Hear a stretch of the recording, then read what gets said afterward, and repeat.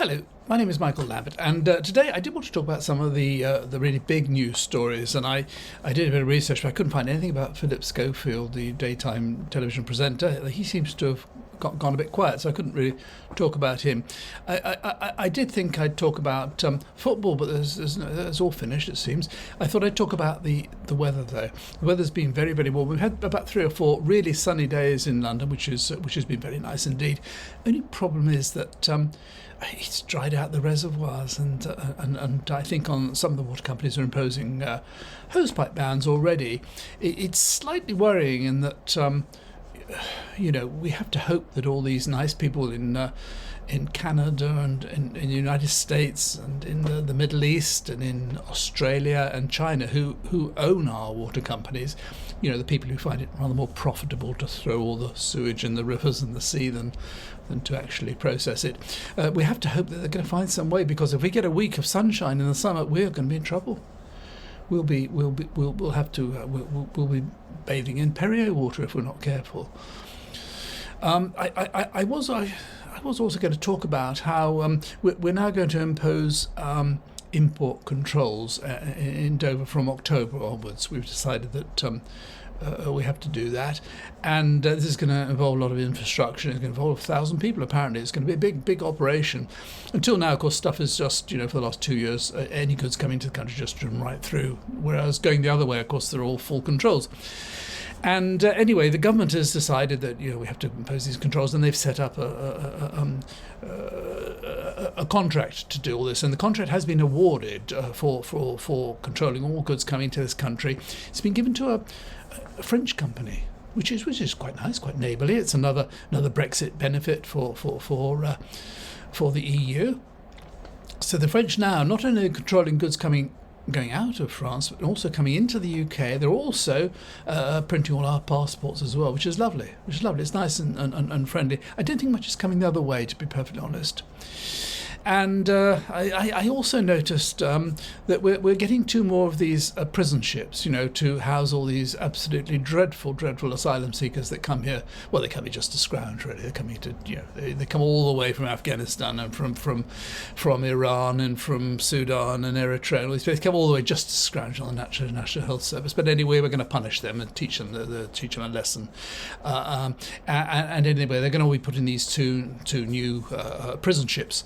And we've got a contract, we've let a contract to manage all these ships, and that's been given to a company from Australia. I don't know, there isn't going to be much left to let out, is there really? Should just give the foreigners the keys and go on holiday. It's... But anyway, no, as I say, I decided not to talk about any of those things. I thought instead I'd talk a little bit about Boris Johnson. You may remember him. He's been in the news a little bit in the last week or so. Now, I've followed Boris Johnson and been interested in him since even before he became Mayor of London. And I watched him a lot, and I've always found him very entertaining, very charismatic, very amusing, and so on. But throughout, I never saw through the facade, the shtick. This act he puts on about being bumbling, and the hair's a giveaway, isn't it? This ruffled hair and the scruffy suit and all the rest of it. It's an all attempt, I think, just to look gullible, when in fact he's as sharp as a razor, and he knows just what he wants. And what he wants is anything that benefits Boris Johnson. That's his only interest in life, and has only ever been his interest in life. And I having seen through them, when I started doing these videos 2.5 years ago, one of my first videos, through a 3rd or 4th video, I think, I made a video saying why I thought he should never become Prime Minister, that he was totally unsuited to the job. The reasons I gave were that he was incompetent, he was self-obsessed, and that he was dishonest. Three qualities which I thought should eliminate anybody from any serious job anywhere. I later added in later videos that he was also thoroughly lazy, and indeed I think I was right. I think that's been borne out. I think everything we've seen about this man has shown him to be such. I think he he has this very, very powerful personality where he's able to just get what he wants. And I think he's always had, ever since he was a child, I think he's always had what he wants. And I think people have probably succumbed to his charm very often. And so wanting to become Prime Minister was his ultimate aim, and that's what he set about doing. And as we know, he succeeded. And we know about what an absolute disaster he was as a Prime Minister. We know what a chaos there's been in Downing Street. We know all about the business with Dominic Cummings and his ridiculous trip to up to North England. We've seen him with his wallpaper and his holidays and his big jet and all the rest of it. We've seen him turn a blind eye to so much corruption and so much misbehaviour. We know how Priti Patel, for example, was found guilty on 3 occasions of bullying, but no, he turned a blind eye. He said no, she was fine. We saw the business with Owen Paterson when he wanted to when Patterson was taking money for influence, and Johnson wanted to change the rules so he could stay there. We saw all that, and we saw how he appointed Chris Pincher as whatever he was, a whip, when he'd already been previously accused of making inappropriate sexual approaches. And he's just been from start to finish a disaster. And I think the thing is that he's not interested in being Prime Minister. He's not interested in nitty-gritty. He's not interested in the meetings and the policy papers and the discussions and so on. He just wants to be in the limelight. He's very much like Farage. He's like Trump. He's like Berlusconi. His only interest is being in centre stage, in front of crowds, on the television, performing. And I think when you've got a Prime Minister, as we've got, when you've got a Prime Minister such as Johnson, who is disorganised and who doesn't believe in discipline, well then of course people below are going to start taking advantage, and so you get all this degradation of standards, and you get corruption, and you end up with as we saw Hancock and Patel and Gove and Bethel and all the rest of them getting involved in all these PPE contracts and so on, and who knows what. This never happened in the past. I think in the past it's a bit like in the army, for example. I always think of the army as a place where there's discipline and honour and so on, because if in the army, if you're undisciplined, or if you are dishonourable, or you lie or you cheat, somebody's going to die, and so everybody is behaves. And I think we had that understanding in government in this country for a very long time, that people behaved honourably and decently. But when you've got a Prime Minister who doesn't give a fig about rules and rather prides himself on breaking rules, then you get the chaos, the mess we've got now.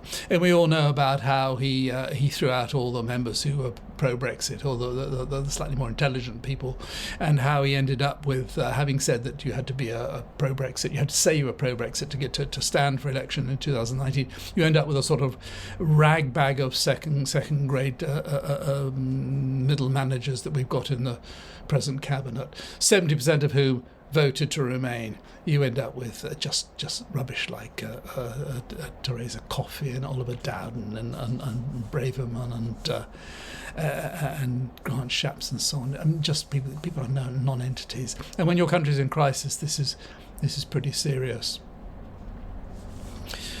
And so, as I say, I made this video a long time ago saying that I thought he had these various essential cardinal faults, we might say, that should have disqualified him. And later on I made further videos in which I said that I didn't think he would last. I mean, I think it was September before last I said that he wasn't going to last. My view was that he was so reckless that sooner or later he was going to do something stupid. Could have been the parties, could have been something else, but sooner or later he was going to come a cropper, and so it happened. And so we've everything's gone through. We've had the inquiry and so on, and I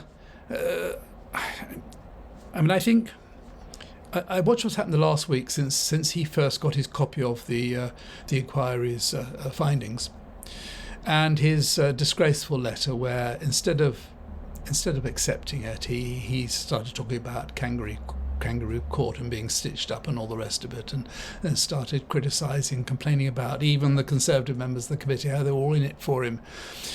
And I think we've all seen really how support for him has drifted away over this last week. You won't see many backbench MPs getting up and defending him. I mean, during this last week, there've been a lot of interviews on television. Rees-Mogg is always there. He's a groupie. And there's this other guy, what's he called? Carter, I can't remember his name, who was on Newsnight being absolutely eaten by the other evening. Very few people are up supporting him, and it'll be interesting to see what happens on Monday when there's the vote on the findings of the committee, because I think a lot of MPs will have gone back to their constituencies, and I think a lot of people are going to find that people are turning against Boris Johnson, and that he's no longer popular at all, that he's very unpopular, in fact.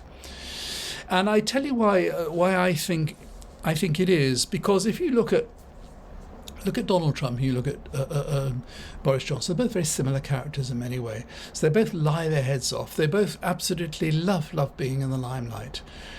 Big difference is, of course, that Trump is very rich. Johnson isn't, though he's pretty comfortably off, I think. Now, they both lie all the time, and the electorate somehow, you have to bear in mind that both in America and here, most people are not interested in politics. Most people are pretty ignorant in politics. I mean, if you read the Daily Express or the Daily Mail or the Daily Mirror, you're probably not going to know much about politics. And so whenever we see these vox pops in the people being interviewed in the street, you could tell they haven't got a clue, really. This is why the madness of Brexit, asking all these people to vote on such a complicated issue. But anyway, people forgive Trump and Johnson lying. They forgive all the lies and the bluster, and they listen to it. They find them entertaining, and they like them because they're entertaining.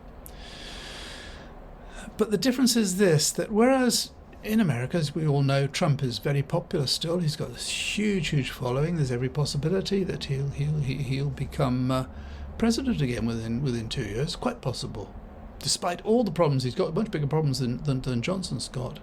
But Johnson's never going to come back. The reason Johnson's not going to come back is this, that whilst people forgive all his lies and his bluster and all the rest of it, one thing they will never ever forgive is being cheated. And this party thing resulted in everybody feeling they were cheated. We've seen all the terrible films of people being interviewed talking about what sacrifices they made and how they weren't able to go to funerals and all the rest of it. And there was Johnson on the television all the time telling everybody, you mustn't go out, you mustn't do this, you mustn't do that. And in the meantime, he's having parties, all these parties. It's something I think people cannot forgive and will not forgive, and I think it's with him forever. And I think it's made worse by the disgraceful way he responded to the committee's findings, because everybody knows, and his dog knows that he's guilty, that the parties took place. The more he lies about it, the worse. I think right at the beginning, I think if he'd gone to Parliament and said, look, I was misinformed, and I'm afraid I misinformed them at the Parliament because I was given wrong information, and yes, indeed, the party did take place and so on. If he'd gone along to the committee for the hearings and said, look, I'm very sorry, I want to set the record straight, and these parties did take place, people probably would have forgiven him. But now, standing out and fighting it and lying his head off about how he's not guilty and how he's the victim here, and how is the committee, even the Conservatives on the committee, are all ganging up against him to get him out of Parliament. I think it disgusts everybody, and I think he's lost that support, and I don't think he'll ever get it back. I think it's like it's just this thing. I think it's just this sense that everybody gets angry about being cheated, and I don't think when you're being lied to by a politician, you don't feel you're being cheated. But when you're being told not to do something which they're doing, that's unacceptable. And as I say, I think he's finished. I don't see where he goes from here. I think he'll stay on the sidelines. He's got his column in the Daily Mail, although he shouldn't have got that. But he didn't get permission before he took the job. But Anyway, I think he'll be on the sideline sniping. He's obviously got a grudge against Sunak, because Sunak's resignation was what led eventually to him having to resign. I think he'll do as much to cause as much damage as possible. But I think he's going to find, as I say, it'll be very interesting to see when the vote takes place on Monday. I think a lot of people, a lot of Tory backbenchers are going to abstain. I don't think he's going to get very much support apart from the usual groupies. So anyway, that's what I thought. That's how I conclude, really, that he's finished. And good riddance, my word, good riddance, because that man, just because of his ambition, his determination to become Prime Minister, and deciding that Brexit was a way of getting there, has done so much damage to this country. When you look at the destruction that he's caused, the poverty that we're all going to have to suffer, and a loss of prestige, a loss of our reputation, all for this one stupid, idiotic man's vanity and personal greed. It's really a terrible travesty and a disgrace, and I hope he's never forgiven for it. But I think his life might from now on be quite difficult, unless he goes off to America, which is quite possible, where I'm sure they'll all welcome him with open arms if he makes them laugh. So anyway, that's what I think about it. If you've watched this far, thank you very much indeed. And if you haven't already subscribed, I really would appreciate it. Or if you know anybody who you think might be interested, if you wouldn't mind passing my name on, I'd be grateful. And so until next time, bye for now.